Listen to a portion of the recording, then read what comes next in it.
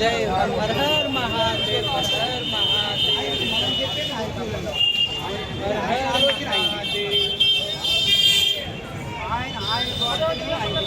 हर हर महादेव।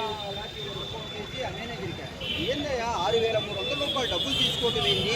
నువ్వు 5 గంటలకు రమ్మని చెప్పారు. మేము ఆ ఎండ మీద ప్రవేశించి కూర్చొని ఫోన్ ఇచ్చుకోకుండా సమాధానం లేకుండా ఇక నా డబ్బులు ఒక ఆయన తీసుకోదాపు లేదు, మేము చూసుకోండి.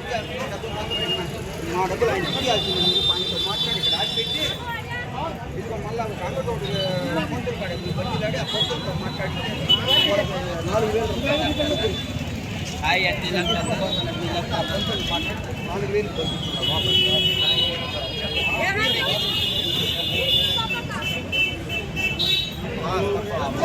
आना चाहिए।